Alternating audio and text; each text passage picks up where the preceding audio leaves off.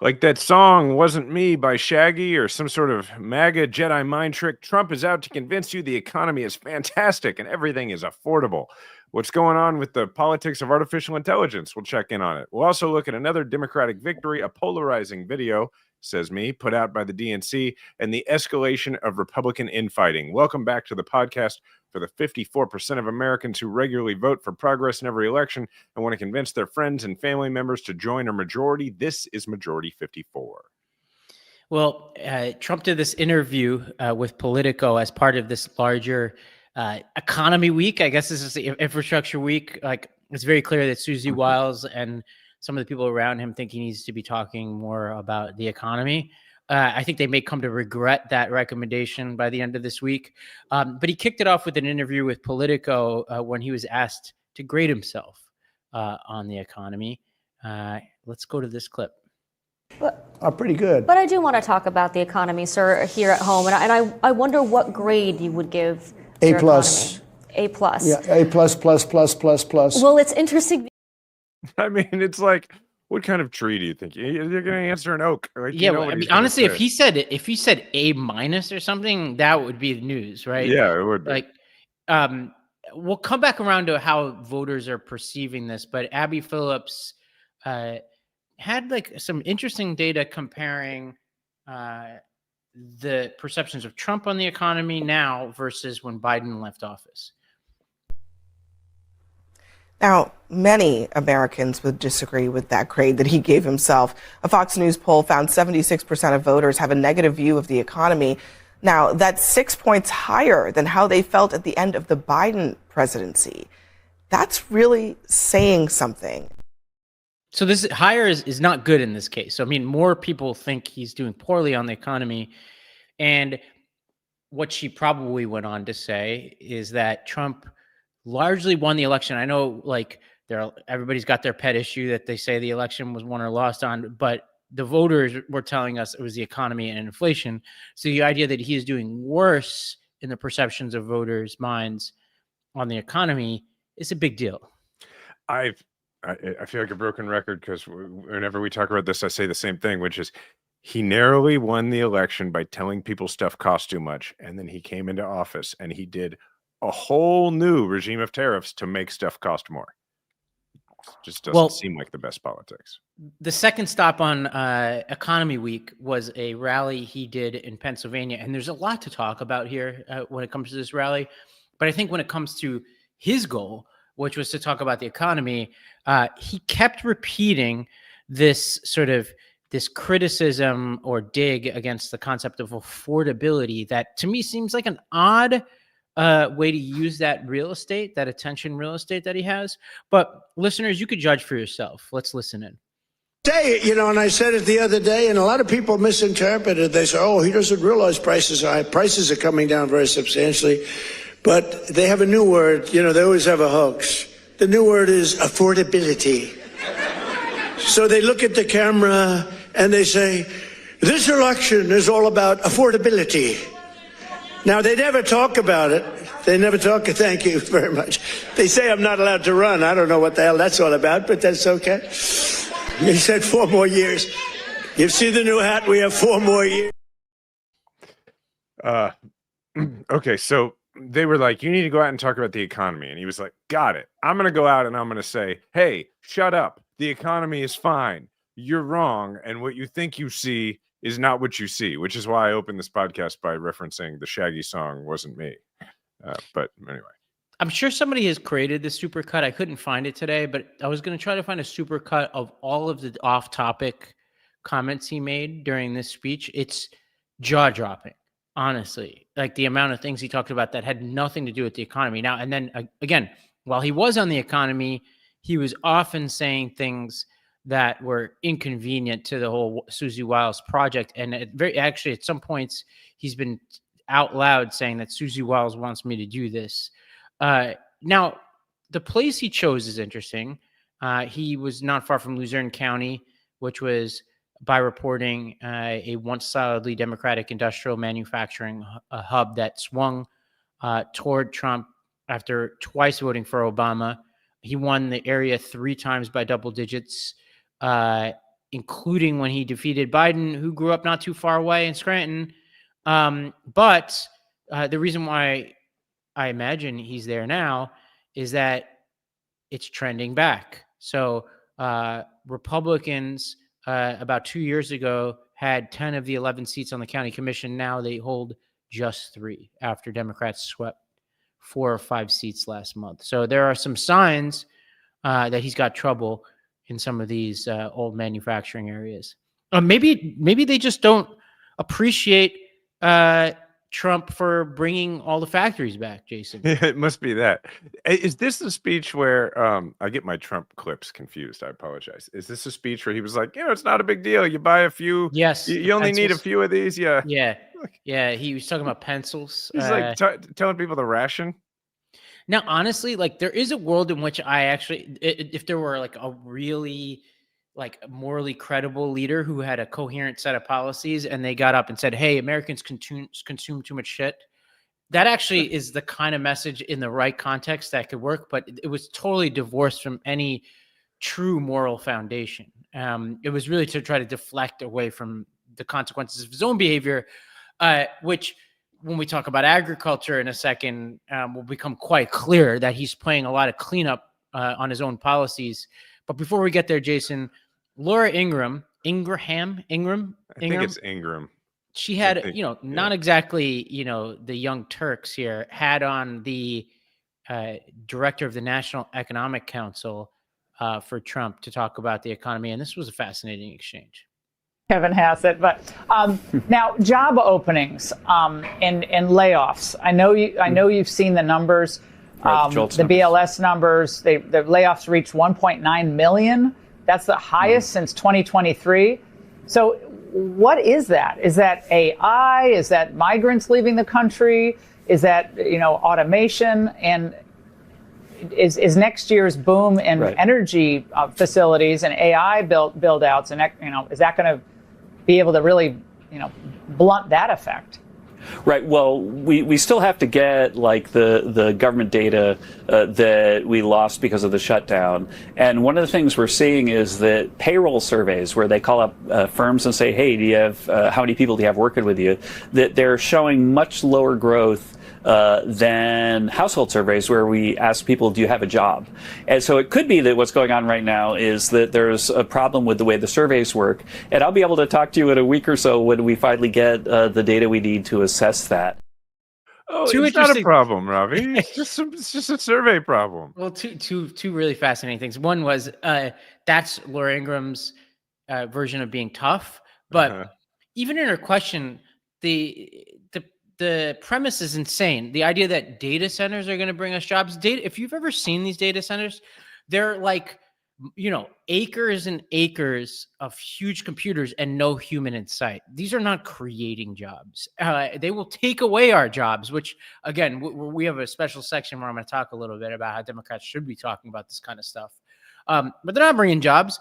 And then you've got Hassett, who obviously has no answer to what should be a predictable question about jobs. And he basically says, well, let's see what the data says. Now, as a reminder, they've been tinkering with the staffing of these agencies, and we need to pay attention. Because he's basically like, well, let's see what the next round says. Because he knows what the data is going to say, because they're cooking it right now. Yeah, we have reasons to be concerned about the data. That is for sure. I also liked how her question was a multiple choice question. Yes. Which of these BS excuses it has would to be. you Let me like give you to point to? Yes, let me give you the excuse. Clearly, the reason that we have high layoff numbers is because migrants are leaving the country. Okay, yes, that's not recorded as layoffs. Now, on the economic front, Trump announced a $12 billion farm aid package on Monday. And, I think this can best be summed up from a tweet from Anyone Want Chips, who I don't know who actually that is, but it says, just so we're clear, Trump slaps tariffs on China. China refuses to buy our soybeans. Trump sends $40 billion of our money to Argentina. Argentina discounts their soybeans, surging sales to China. Trump spends $12 billion of our money to bail out American farmers. America first, my ass. Now, the context here for people who aren't living in this is that China responded to the Trump tariffs by stopping purchasing our soybeans. And if you just Google the chart, It is a full-on precipitous decline from when those tariffs were announced, decline of U.S. Soybean sales to China. And farmers have been up in arms about this. And basically what he's given them is a temporary reprieve, 1 year, where we're just going to pay them. And so, like, I don't know, like, Jason, you're more in touch with the heartland. I can't imagine that being paid, like basically being put on quote unquote welfare, is a good substitute for, farming and selling your products. I don't know. You tell me. It's not a good substitute. But let me talk about what he's doing and then talk about politically how they hope it's going to work. So when you do the math there, you're talking about $52 billion in taxpayer money, 12 of which goes to Americans, 40 of which goes to Argentina, which means, it means basically we lose $28 billion, but we spend 52, which doesn't make a lot of sense. Politically, here's how they get away with this in agricultural areas, right? There's an echo chamber that exists, right? And it's a very heavily Republican echo chamber. It starts with the Farm Bureau. The Farm Bureau endorses candidates. They pretty much exclusively endorse Republicans and pretty much always have. And if you live in a farming community, whether you're a farmer or not, it is presented to you basically from birth as though the Farm Bureau looks out for farmers. That's what they do. That there's sort of like the local chamber of commerce for farmers, and there's local farm bureaus you can go to. When I was running in Missouri, I went to a lot of Farm Bureau meetings and spoke. And here's what would always happen. I would get up and I would talk and I would say all the things that I wanted to do for farmers in Missouri. And these were liberal things. These were basically, anti-corporate farming sort of approaches, and they'd be very popular. And people would assume that Farm Bureau must be with you or whatever. And then eventually Farm Bureau would ask me to stop going to Farm Bureaus, because here's the secret about Farm Bureau. It's not like a co-op for farmers. Farm Bureau is an insurance company. That's what it is. They sell insurance to farmers, and they back Republican politicians who give them great deals, and then they endorse. And when you're a member of Farm Bureau, it's because you have an insurance policy through Farm Bureau.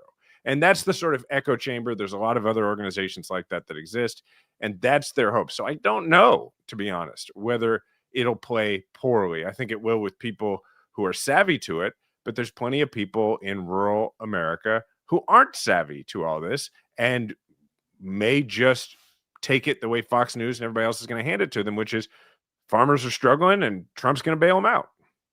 What's interesting is, what Democrats don't do to the farmers is what Republicans have been doing as long as I'm alive to traditional Democratic constituents, and stipulated that farmers used to be somewhat Democratic constituents. But I mean, in recent memory, there's no talk of welfare queens and things like this. Right. At some point, there may be a Democratic candidate who emerges who demagogues this issue, and farmers, at some point, you got to peel off and exercise some independence here, because you're not children. So I'm not gonna, infantilize you and be like, you know what, you can't help it. Look, at a certain point, that's my money too. That's all of our listeners' money. And if you're participating in politics that demagogues and caricatures New York City, in New Orleans, in Chicago, in Kansas City, then at a certain point, those people are going to be tired of these kinds of politics where they're sending money to bail you out, but you're doing nothing but look the other way or outright supporting hostile policies against cities. And that's a bad dynamic. Democrats have been responsible in this. I'm not advocating for them to do anything differently, but I would love to see a little bit more self-awareness on this kind of stuff. I would say there's another approach that works better, and that is Stephen Weber, actually, who's on the show a lot. People know Stephen, has done a lot of this messaging work, particularly when he was chair of the Missouri Democratic Party. And J.D. Scholten talks about it a lot, which is a lot of the time farmers are at least economically sort of baked into their situation anymore, because the amount of family farms is so much smaller than it ever was. And so when you say exercise independence, the problem is for a lot of them, they kind of don't have that option, because so many of them are either being subsumed by corporate farms or those are their customers. And so what ends up being good, those Republican policies that are good for corporate farms, sometimes it looks like that's the only choice that farmers have. And so when you look at like the alternative to the Farm Bureau, for instance, is the Farmers Union, which is not an insurance company, by the way, but it's structured more like a union. And so their messaging tends to be much more in line with like Democratic messaging, in that it is anti-big corporate agriculture. So it ends up looking a lot like anti-big oil, anti-big whatever. And that's probably the politics where we need to gravitate hard. And to do that, like what I hope is that instead of having like a major candidate who goes out and sort of does what you're describing, which I think is very plausible that someone will, pitting, urban constituencies against rural constituencies. I hope that what happens is that we have more Democratic candidates and elected officials from urban areas who come to really understand the economics plaguing rural America and take like a more Bernie Sanders approach to saying it's not us, it's these guys, it's these corporate actors that are screwing you with the help of the Republicans. Yeah, and here's the reality I think these farmers are dealing with right now, this Faustian bargain. Mm-hmm. It's one thing, it's easy to romanticize the dying family farm when you're actually farming. But if we're sending you money to not farm, then at a certain point you become a punchline in a joke somewhere. And the right populist candidate is going to seize on that. It's going to be the bridge to nowhere. They're going to talk about, hey, here are all these people with their MAGA signs talking about welfare queens with, warehouses full of crops that they're not selling anywhere because the president they voted for slapped tariffs on a country and then sent our money over to them.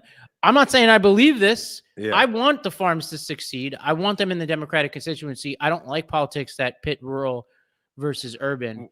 I just think that this is a bargain that they're in the middle of right now. And so when I talk about political independence, like economic independence for sure flows, from that flows political independence. But I would love the political independence to be where they start. One thing I want to make sure people know, though, before we move on from this, is that it's rarely the case that we pay people not to farm. From their perspective, they farm, they do everything they're doing, and then something like this Argentina bailout happens and China doesn't buy. So they farmed, they've done all the work, and then they're either selling it for just about nothing or not able to sell it. And so from their perspective, that's where we got to be careful, because from their perspective, a bailout like this is like, hey, I did the work and now I'm being paid for doing the farming that I did. And so that's what I mean. That's why we got to make sure people understand the economics. That logic works in 1 year, but 5 years of this policy, people predict it out, It's a terrible policy. We just have to make sure because like in year one, you're like, okay, I was planning for X, I'm getting paid for the crops that I'm not able to sell. And by year 5, you're like, I am planning to farm these things that don't have demand and getting paid for it. And that's where the story gets very different. Yeah. And the self-worth, like we're all on the same page here. The farmer wants to be paid for actual work and, is in this because, there are many ways you can make a living, right? There's not the easiest way to make a living. You want to sell your goods, whether it's in China or anywhere else. You want what you grow to go somewhere where people are actually paying you for your labor. We're all on the same page of that. But the story changes dramatically if we don't solve this. Now, Trump is trying to solve it, and it looks like he, sold out the long-term interests of this country in order to bail himself out with China. So he lifted this week, and this should have gotten way more attention. Mm-hmm. He lifted the export ban on advanced chips to China, presumably in exchange for a reprieve on the soybean side of things. Essentially, China eviscerated Trump in the so-called trade war. So essentially, there's a whole other thing going on with rare earth minerals, but essentially they were like, okay, what is the most important constituency to Trump? Farmers. What can we do? We'll just stop buying their soybeans. That pressure plus a couple of other things led Trump to capitulate, and he capitulated in a very scary way by selling chips that China has no business getting. And I think it's best summed up by two different tweets. One from Rush Oshi, who tweeted, "This is a big deal, essentially a reversal of the U.S. export control policy on advanced chips, possibly decisive in the AI race. compute is our main advantage. China has more power engineers and the entire edge layer. So by giving this up, we increase the odds the world runs on Chinese AI. Sagar and Jetty, he's a right-leaning YouTuber on Breaking Points, tweeted advanced chips for a few soybeans. Great deal. Lol. That's where we are. Like he again, you can support the farmers. This was his own doing.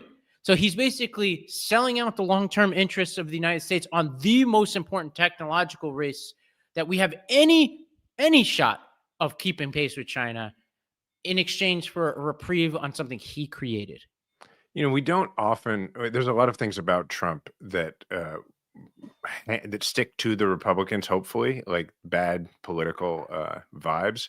But one that we should make sure does is this Trump era thing that has now seemed to have been adopted by the rest of the Republicans, which is the just get to tomorrow approach to all governing. I mean, started the trade war, created the entire problem with agricultural exports and losing the Chinese market, did all that himself in the way that he, spending money and bailing out Argentina, putting them in the position to replace our farmers in that market, and then turns around and does this short-term quote unquote fix that is bad for our national security, bad for our tech race, because the belief is just get to tomorrow. If it solves some small problem, you can mortgage the future to do it. And we ought to make sure that sticks to more of the politicians in that party, because they're all embracing it. I do think this is really important.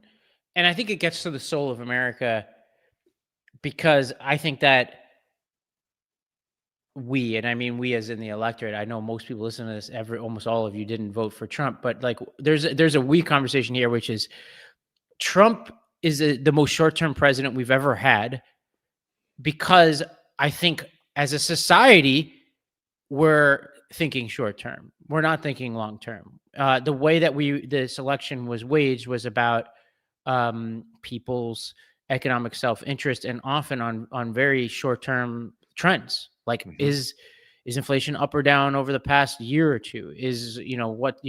What's the stock market doing today?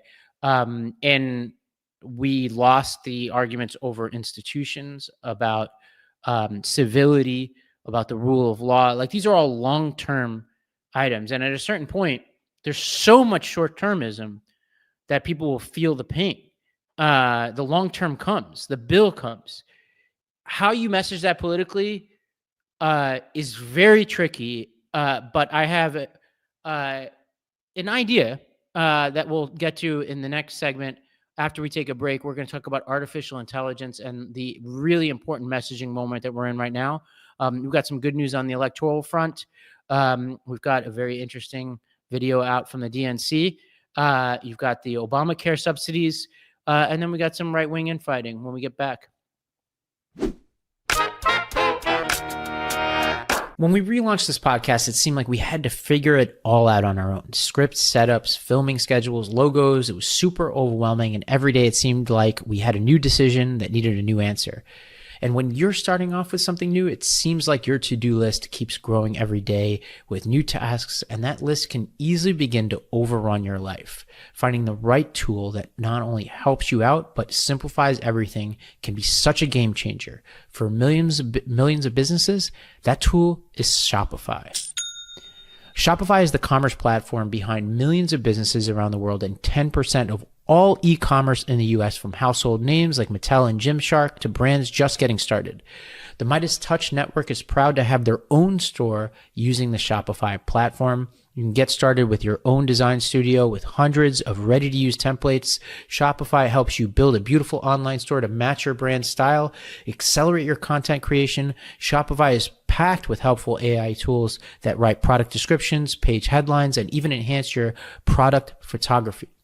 Now get the word out like you have a marketing team behind you. You could easily create email and social media campaigns whenever your customers are scrolling or strolling. And best yet, Shopify is your commerce expert with world-class expertise in everything from managing inventory to international shipping to processing, returns, and beyond. Turn your business idea into with Shopify on your side. Sign up for your $1 per month trial and start selling today at shopify.com/majority. Go to shopify.com/majority, shopify.com/majority. For men, dealing with ED can be uncomfortable, which is why HIMS provides access to a comfortable solution with an online process and personalized treatment options. HIMS is changing men's healthcare by providing you with access to affordable sexual health treatments from the comfort of your couch. HIMS provides access to a range of doctor-trusted ED treatments like chewable tablets, Viagra, and Cialis, and their generics for up to 95% less. And the process is 100% online, so there's no need for uncomfortable doctor's visits. You just fill out an intake form on their site, and a medical provider will determine the right treatment option. If prescribed, your medication ships directly to you for free. No insurance is needed, and one low price covers everything from treatments to ongoing care. And with hundreds of thousands of trusted subscribers, HIMS can help you find the ED option that works for you. So start your free online visit today at hims.com/majority. That's HIMS.com/majority for your personalized ED treatment options. HIMS.com/majority. The featured products include compounded products which are not approved nor verified for safety, effectiveness, or quality by the FDA. Prescription required. See website for details, restrictions, and important safety information. Price varies based on product and subscription plan.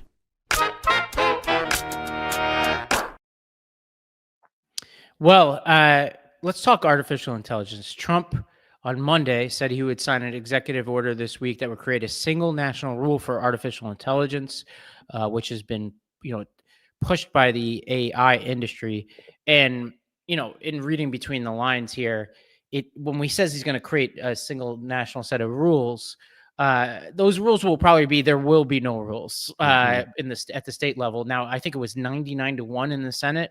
They voted against stripping states of the ability to regulate AI.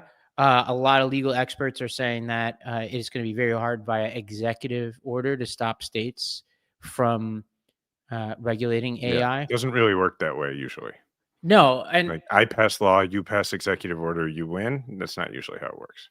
so on the policy side, I want to just say outright from my perspective, this is a very hard area to regulate for a lot of reasons. One is how new it is. Two is the tragedy of the commons problem. No matter what we do, we're not at the place where we have any moral standing to get a national protocol. So, slowing down here means that other countries like China, who now has supercomputers, is going to advance ahead of us, all that. So I'll put aside like some very thorny issues of practicality. Well, and we should point out that the way that they want to enforce this is by withholding federal funding for states that don't comply. So rather than it being a legal issue, it's like a power issue. Yeah, which I do think will have the same legal hurdles, because I think Hope so.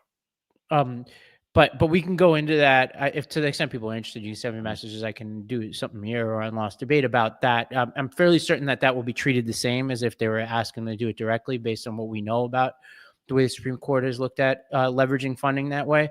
But putting that all aside, the reason why I wanted to talk about this is because Democrats tend to be more skeptical of these big companies and are actually the small c conservative party now, in the sense that they're the ones being like, hey, unregulated capitalism and massive technological change is something we're more skeptical of, and we're more at odds with these tech companies than the Republicans are. And that is a huge opportunity here, messaging wise.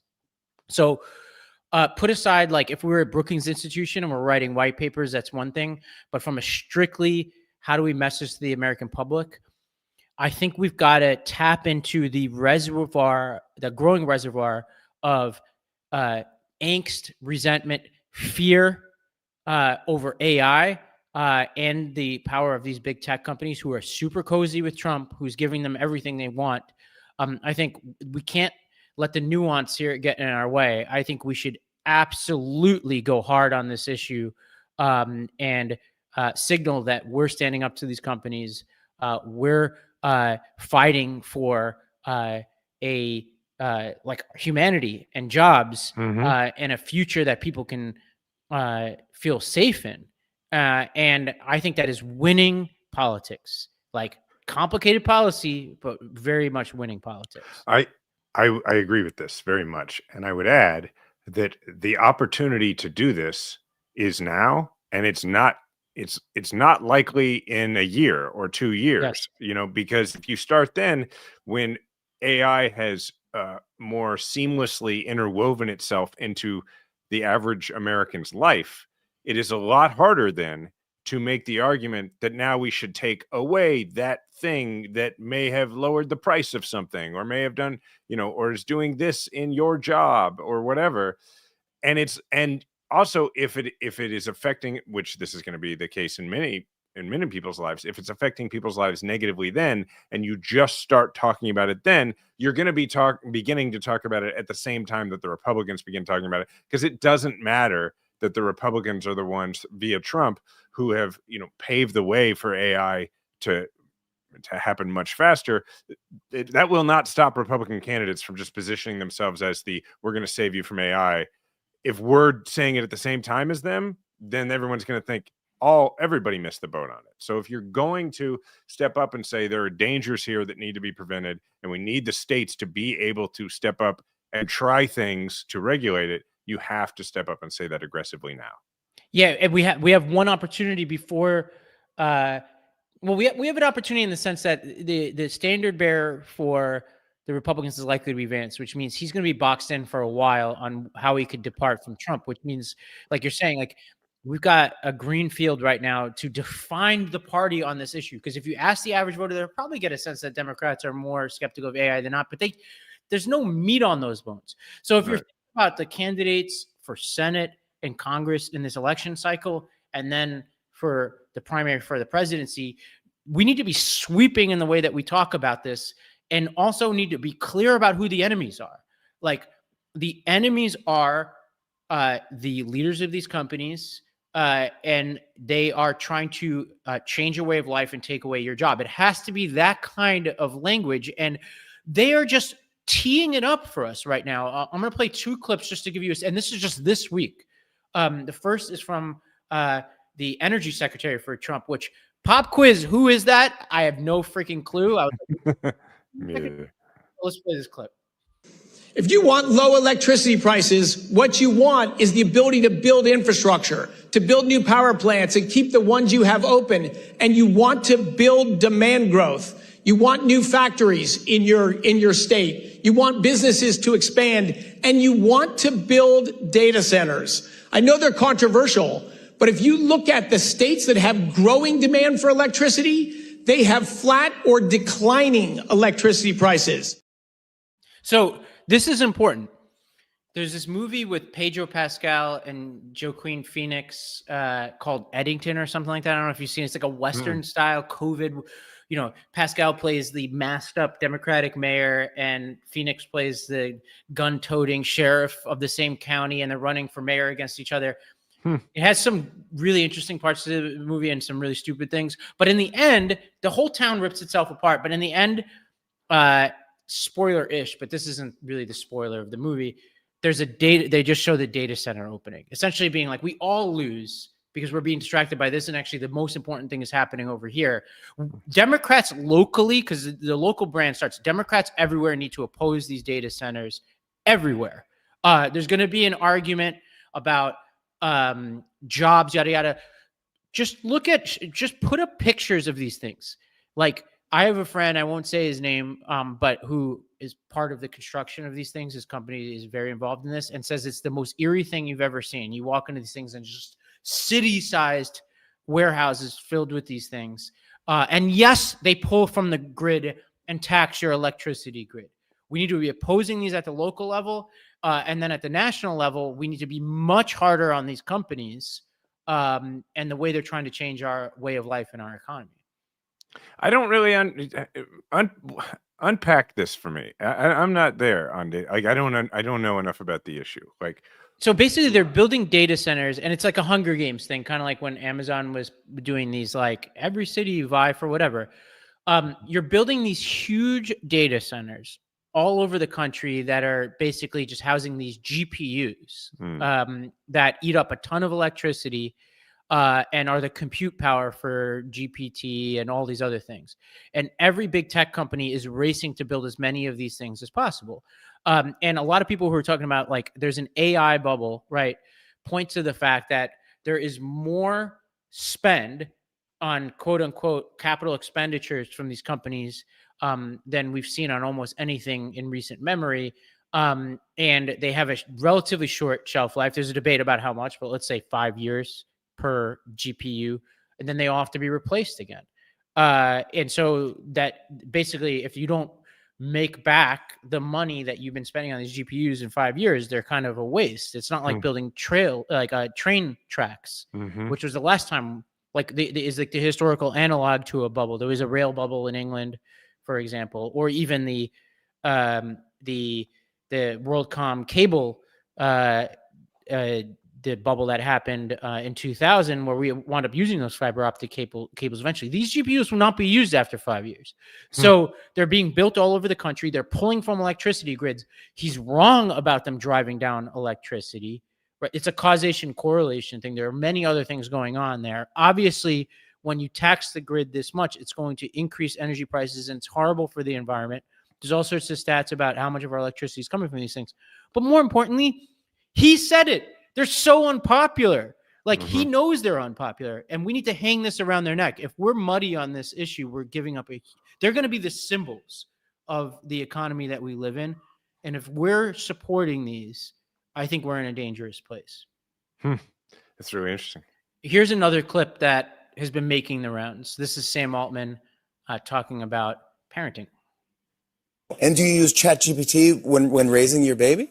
I do. I mean, I feel kind of bad about it because we have this like genius level at everything, intelligence, sitting there like waiting to unravel the mysteries of humanity. And I'm like, why does my kid stop dropping his pizza on the floor and laughing? Like, yeah. You know? And so I feel like I'm not asking a good enough question, but it is, I cannot imagine having gone through the, like figuring out how to raise a newborn without ChatGPT. Clearly people did it for a long time. No problem. Yes. But yeah. So I know like it's. So in context, it's way less damning than the line. Sam Altman, the line that's been going around the internet is Sam Altman says he couldn't imagine raising a kid without GPT. My point is, I don't care about the nuance. Like, this is a messaging war. And a lot of these people are saying things like they're casually talking about all the jobs that are going to be lost and about the way of life in America changing and all this kind of stuff. And they're talking about these techno utopias that are deeply unpopular with the American public. And it's creepy. And it's not even just a thing that the left is seizing, or even centrists. People like Bannon are on fire about this kind of stuff. Even Josh Hawley, in typical Josh Hawley fashion, has a lot to say and not a lot to do on this issue. But my point is, all of this is creepy. Empty warehouses being trumpeted as job creation factories. Like, it is such a symbol for the way they do things. It's the way you started it is right. It's small c conservatism. It is. Yes. It is that what creates the most social anxiety, angst in economies or in culture. It's the sense that massive change is coming without a sense of certainty about what that change will look like. And I think that Americans and people across the world come by that angst pretty honestly. And I agree with you that we should be giving voice to that angst more and then acting on it and acting on the trepidation that we have. Yeah. And in final analysis, like, Democrats get caught up in the details.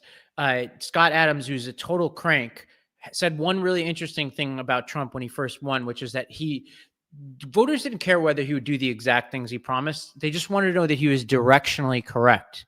And I think this is true. What they want to see from Democrats is, like with Trump on the border, like, he didn't build a wall or whatever, but it became a symbol for people who cared about that issue. For Democrats, we need to signal in very extreme and dramatic ways that we are standing in the way of all of this. And that means that some of the things some of the candidates might say are going to be labeled as gaffes, but actually when people are sitting around their table, they're scared and they want to hear somebody who's as scared as they are. We're going to take a break. We're going to talk about Miami and a really interesting race down there, the DNC, Obamacare, and some infighting within the GOP when we get back.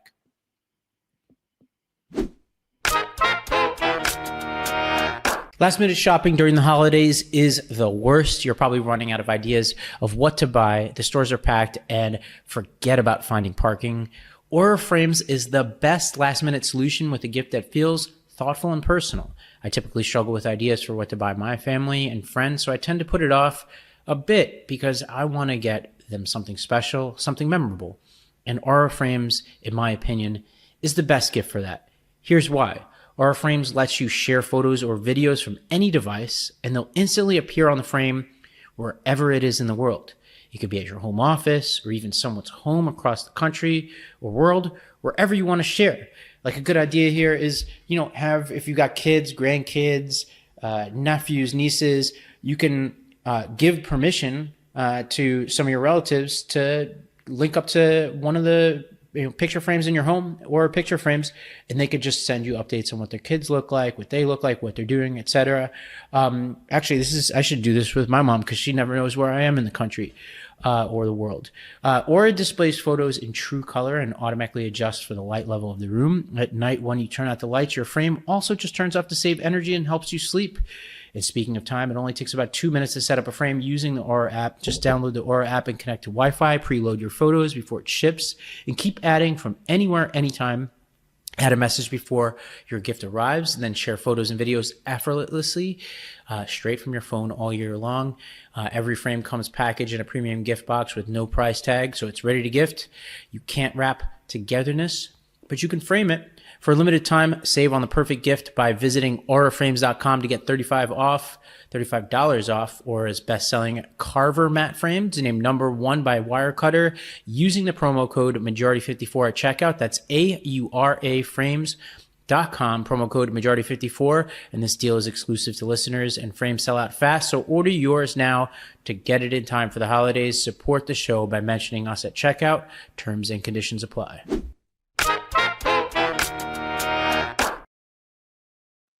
Well, excited. I changed my seat because I needed to plug in. I was like, whoa. The more electoral news here.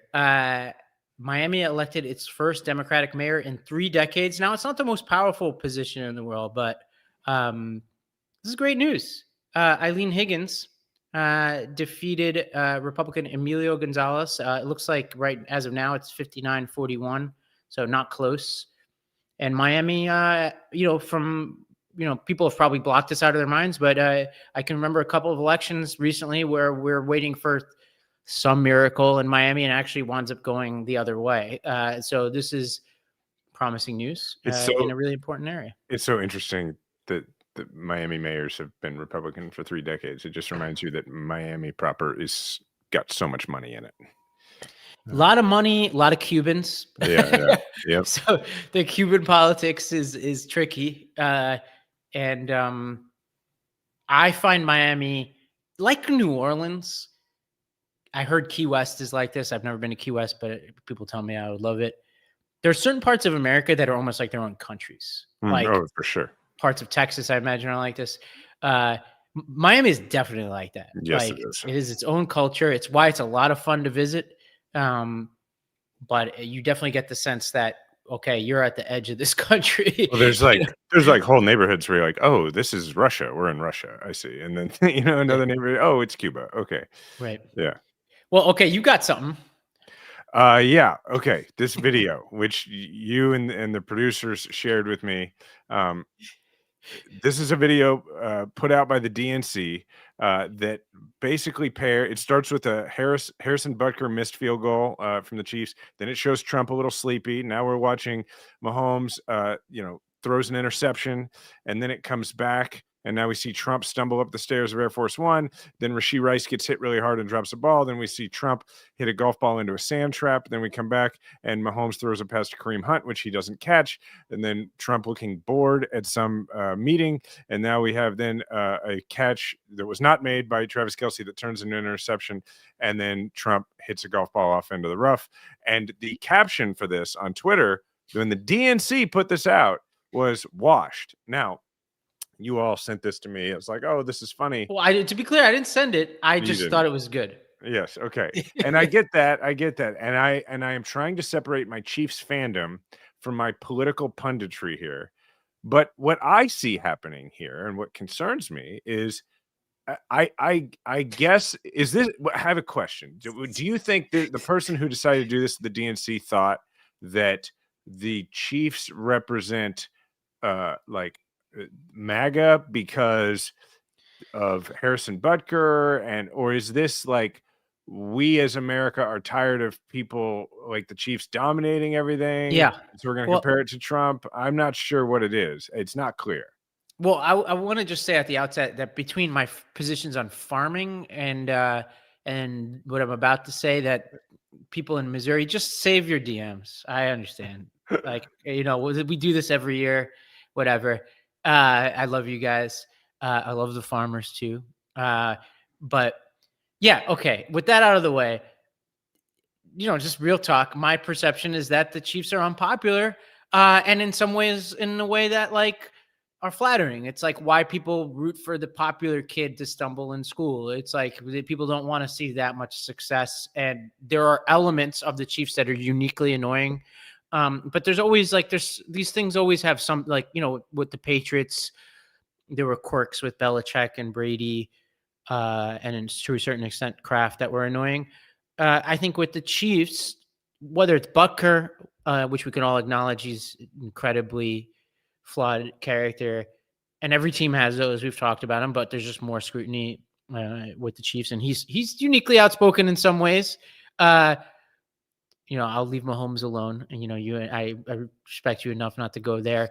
Kelce and Swift, great, but it can also be a lot for people to take, right? So I think I just think this is when you're this successful and you're in people's face and you've had a lot of good fortune. Like last season, I think was for a lot for people to take with the very narrow victories throughout the year. I think when they see the luck going the other way, where it actually seems like you're getting unlucky in certain circumstances, and the sort of karma equilibrating, people love to see it. And I think Democrats are tapping into that. I think the right wingness, there's a general perception. I think mostly Butker, some other players I won't mention, where there's right wing ishness around them on the Chiefs. But I think but no more than any other team. Again, I think it's more a reflection of their success and perceptions than a reality. Because there was a bunch of Bills who went and played golf with Trump, but nobody cares because they don't have as much of a magnifying glass because we haven't won any Super Bowls, So here's what I don't understand about this is that I understand how the average person, I get it. It's exciting for Kansas City that our team has been so good that there are people who root against us. There's a couple of things about that. One, if you actually look at the data, the most popular jerseys in the country, the Chiefs are actually, you put social media sentiment aside and you look at real stuff, the Chiefs are very popular. Because that always is how it works, right? If you win a lot, there's a lot of people in places where their team's not winning who like to adopt the team that is winning, and they have exciting players, and Travis Kelce has a great story and all that stuff. So that makes it an odd choice to me. But on top of that, what bothered me about it was it felt very coastal to me. It felt to me like we're just going to go ahead, for saying a party taking a position against a team, no matter who the team is, seems really dumb to me.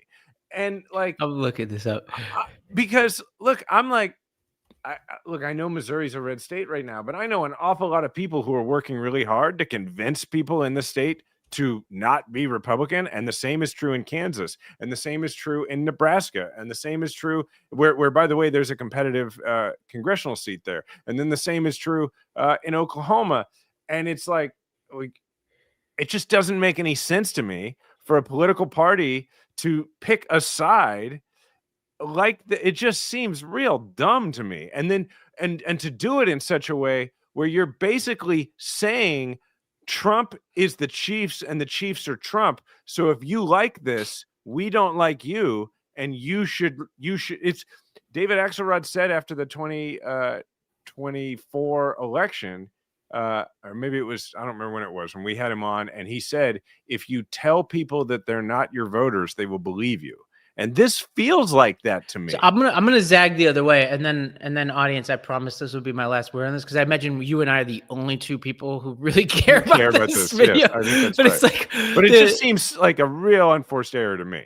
I go the other way, and this is one of the few, if not only, areas I agree with the vice president on. And as you know, I pointed this out to you a little while ago. He seized on the Chiefs, the perception, which has been borne out by some academic studies that we don't need to go into, that the Chiefs have been the beneficiaries of some questionable officiating in their direction. And he explicitly said before the start of the season, hey, NFL, I see what you're doing. I know it's good for ratings because of Taylor Swift, but you got to stop intervening on behalf of the Chiefs. That's a populist right there. And I think Democrats can learn a thing or two from that kind of populism. And I think there's, is it coastal? Kansas City's a city. Here's the difference. I think it's a fairness question, and the elites, Taylor Swift, the NFL, like the corporations and Hollywood conspiring against the everyman. I don't know whether you're serious right now, but I'm going to pretend you are. and I'm going to say that I think there's a huge difference between an individual politician who I assume is like a Bengals or probably a Bengals fan, expressing how they feel. Bengals are go-to.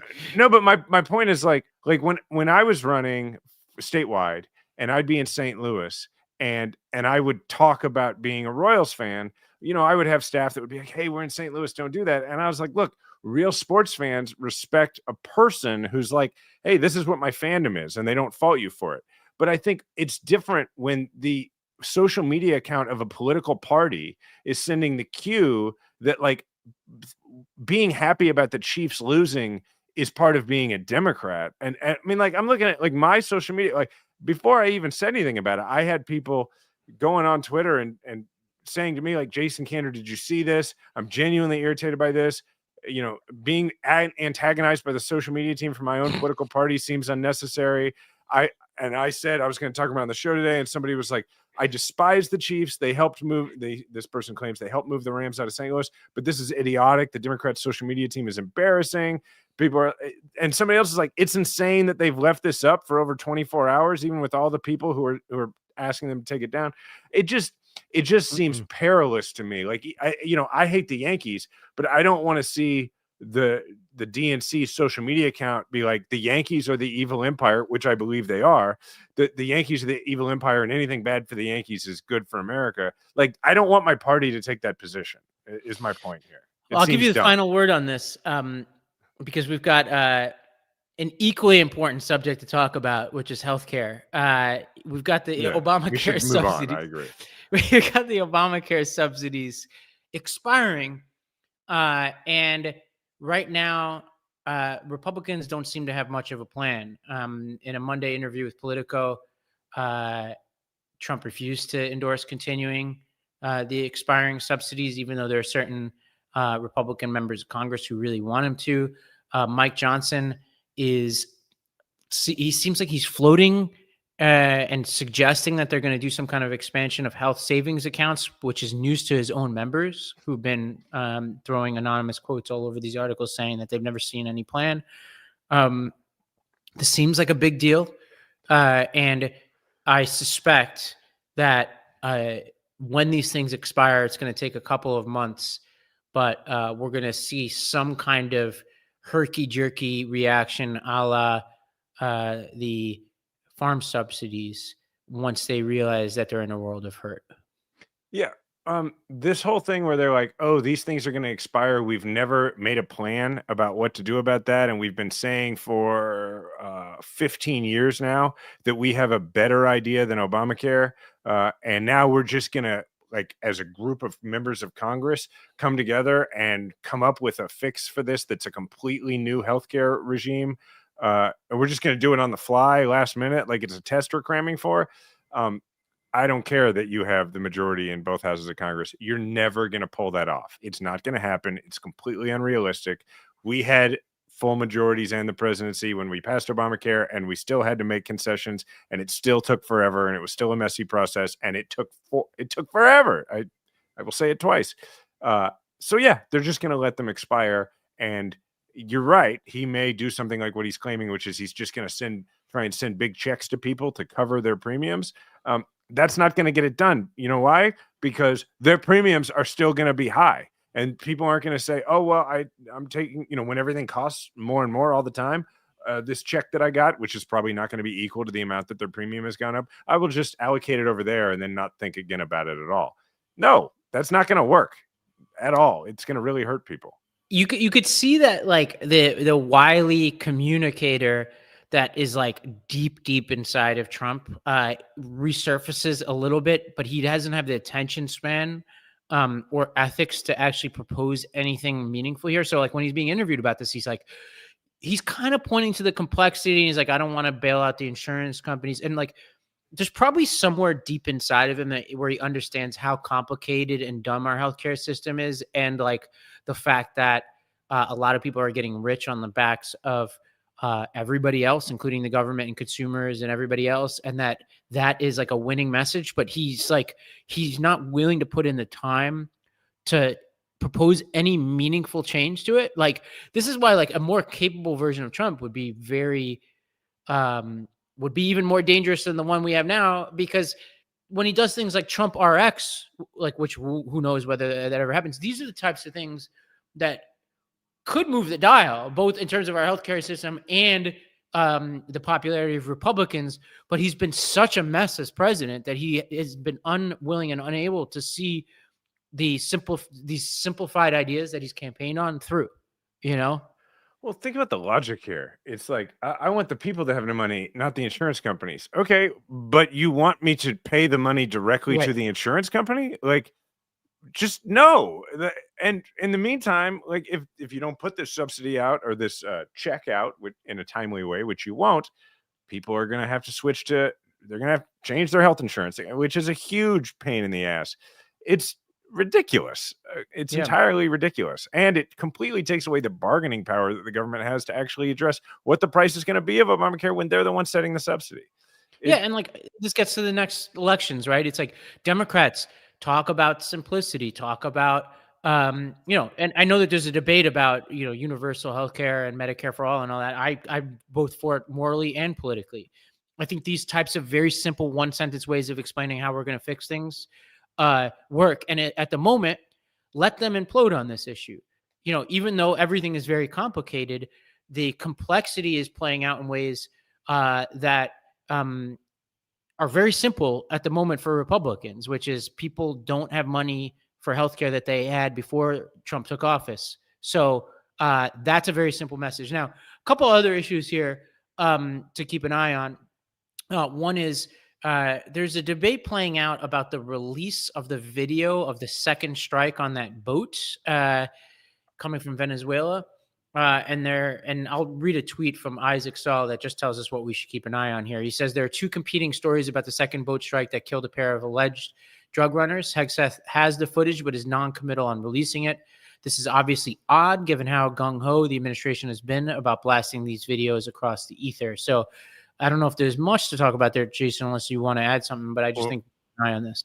Trump the other day also was like, yeah, we're going to release it all. And then he was asked, are you going to release it? And he's like, we'll see what Pete wants to do. And then he was asked a follow-up about that, and he called the reporter stupid and all this other stuff and claimed he never said that, which he literally had said it 5 days earlier, I think, sitting in maybe the same spot.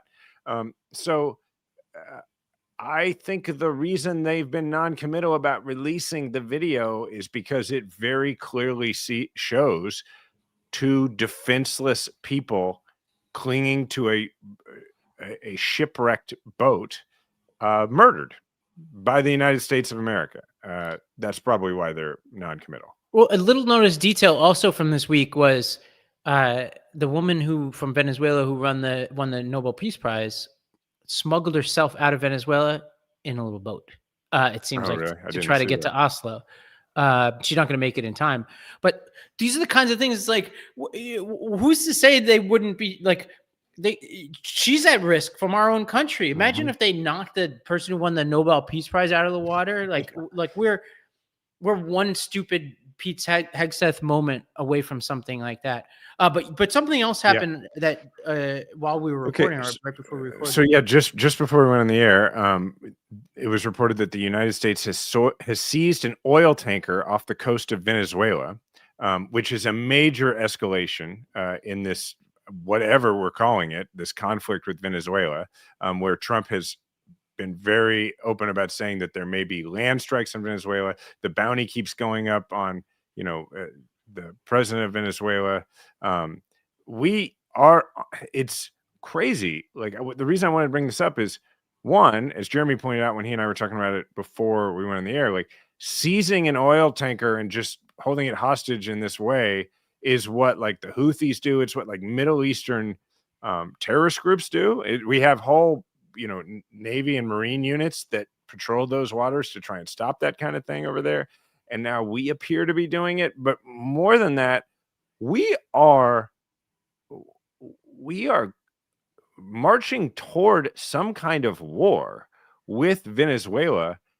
And I don't feel like anybody has made a case for it. I mean, they'll say, well, it's because of narco trafficking. And as we pointed out last week, then they turn around and pardon the former president of Honduras who brought, hundreds of tons, thousands of tons of cocaine into this country. So I don't really believe that. It seems like a couple of things are happening here. One, we are doing this isolationist, close ourselves off from the world, only care about our own hemisphere thing that we did, back when we were a country of less influence. That's maybe part of it, but really it just feels like this is the ultimate version of the administration believing that they don't have to follow any rules and can do whatever they want, including let alone not going to Congress to request. I mean, they're claiming that the authorization for use of military force post 9/11 for Iraq and Afghanistan applies to this, which it very much does not. But they're not only are they not trying to get support in Congress, they haven't even done anything to try and get support from the American people. Like, Trump's not out there trying to make people afraid of Venezuela and tell folks that there's an urgent need to strike Venezuela. It seems like they're just going to do it. And we're just going to find ourselves in a war, and nobody has explained why. And it should be honestly a much bigger deal. It's puzzling even for me, who hates Trump and thinks he's horribly corrupt and undisciplined and all the bad adjectives. It's still like, even within the what we know about him, it's kind of confusing. It doesn't make any sense at all. Well, the oil, I think, the oil has something to do with it. And some reptilian, simplified world, he quote unquote wants their oil. Like that's what the Venezuelans are saying, and that's what some of Trump's people are saying. He dropped in a comment. I'm writing something randomly about the Congo, and nobody cares, but he dropped in a line this week in some other context saying that the Congolese back in the last administration, quote unquote, wanted to give him their minerals or something like that. Like, that's the way he said it, which is insane. Of course, they don't want to give the minerals away. They sell them. Right now, they're selling them to China because we fucked up our diplomacy. But he talks like that, and yeah, I mean, we could do a whole segment about this. We'll come back around. That's what the American military is for. He thinks that's what soft power and hard power are for. It's why he tried to build everything in the Ukraine deals around us getting their minerals, and this is very Soviet. All right, this is very Soviet. It's very much like the reason that Germany took Poland and took France. It's a leader looking at his economy and saying that the way I've built it is not sustainable. I need to go get resources from other places. And there's been Trump administration officials who have answered questions about high prices and about the economy by saying, well, if things continue the way they're going in Venezuela, oil prices might come down, which is them saying the quiet part out loud. And we should be talking about this a lot more. Yeah, and this will be my last comment on this, but my theory is also like he looks at Ukraine with Putin and the Saudis. I mean, he just looks at the world and sees his peer groups and is like, I want, I want the fanciest sports car. I want the minerals. I want more oil. I want to just claim more than these other people. I mean, but again, we're doing a lot of work that the administration is unwilling to do. I always had this saying, people I work with, which is like, it's not my job to explain what you haven't explained to me. So like here, it's like, it's not our job. Like he needs to explain this war, in the absence of that, we need to explain that this is potentially using brave Americans who have signed up for the military and putting them in harm's way to create a military of conquest, which is not what we're about. Well, what is becoming a recurring segment, which is right-wing infighting. We got a couple interesting clips. Let's start with Tucker Carlson on the Theo Vaughn podcast, going in on Barry Weiss, the proprietor of the Free Press and a high-level employee at CBS News. They just said that lady Barry Weiss or whatever her name is, and she was on ABC. One of the greatest liars in our public life. Did you see this video she said? I think she mentioned you in it. Unbelievable liar. Last the head of CBS. That I'm beginning to sort of reckon with right now is the extent of profound anti-American and anti-Jewish sentiment on large parts of the American right. A lot of the illiberalism on the left that came from the fringe into the mainstream of the Democratic Party began as a fringe online movement that a lot of Democrats and a lot of liberals waved away because it was just some crazy influencers online. And woe to the people that still are telling themselves that and still believe that the things that Candace Owens and Tucker Carlson are saying will not make an impact on the right, because they will. Everything about that is just so amazing to me. I'm anti-American, really? My family's been here for 400 years. I have no allegiance to any foreign country. I put my country first, and it takes a lot of balls for Barry Weiss, who acts openly on behalf of a foreign country. Her only concerns are not American concerns. They pertain to the fortunes of a foreign country. Do they really? Oh, yeah, yes. Yes, I'm not, that's an informed statement. And, calling me anti-American? You can say that Carlson's an asshole or whatever, but she has to call me the one thing that she is, which is like this weird psychology, I have to say. This just makes me think about how important it is that we have our people going on these shows, because Theo Vaughn is sitting there, doesn't even know what country Tucker Carlson is talking about, I don't think. No. So can't ask. So yeah, well, Israel is what he's claiming. Let's talk about Israel. Now, a couple of things. Remember Justin Trudeau claimed that Tucker Carlson was taking money from RT. Mm-hmm. I don't actually know whether that's been substantiated or not, but we all know that Tucker Carlson was going to Russia and being like, look, they have huge cantaloupes. Like, look at their shopping carts. They work so great. So whatever his allegiances are to foreign countries, he seems awfully cozy with some of them. And, the head of state to our north seemed to allege that it was about more than differences of opinion. But I just find it fascinating. It's like, and for people who know Barry Weiss, she's kind of that Ben Shapiro, right? She claims that she's independent. I don't buy that. If you read the Free Press, they're essentially their journalistic project is to elevate all the peccadillos of the left, which obviously longtime listeners here know that I love to talk about the flaws of the left, but I don't stop there. Basically, if you read the Free Press, you have to really work hard to find the articles that are like, hey, Trump says that criticizing his health is treasonous. Like, that doesn't really make it to their high volume stuff. They'll throw articles here and there to say that they cover stuff, but it is no way elevated to the, hey, here's a pink-haired TikToker who said something crazy, right? Mm-hmm. So that's an interesting fight. Regarding Theo Vaughn, and to the point that you got to have your own people on there because he's not going to push back, and you it's a fool's errand to expect him to. There's a bit in Mark Maron's latest special where he talks about like, what if Hitler came back now? And he's like, well, he would go on Theo Vaughn's podcast, and Theo Vaughn would be like, what about those 6 million Jews? Or I'm paraphrasing. And then before Hitler would start to like try and come up with a political answer, and Theo Vaughn would say, I get it, man. You don't want to talk about it. Let's move on. And that's just like, it's not the toughest interview in the world. And the point is like, but a lot of people are listening, so you can't expect him to do your explaining for you. You got to go on and make your case. Well, Carlson also had some words for the director of the FBI and deputy director. I just don't have a ton of confidence in the FBI or the men who run it.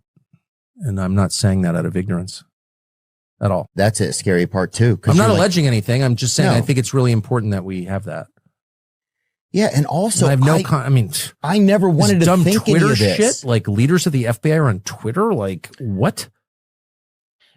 Just like, this is what's interesting about Carlson is because the right as a whole, and this gets to the Ben Shapiro, who in the fight of Ben Shapiro versus Tucker Carlson on the issues that they're fighting about, for the most part, Ben Shapiro, I tend to think, is right about a lot of those things. The problem is Tucker Carlson will be more pointed about the common sense things like we just heard more often than Shapiro, but he'll throw it together with absolutely insane positions as well. So it's because of people like Ben Shapiro, because of people like Bari Weiss, who will bury their criticisms of Kash Patel and Don Bongino and all that kind of stuff. And again, spend most of their project on their criticisms of the left, even when the left has no political power right now, right?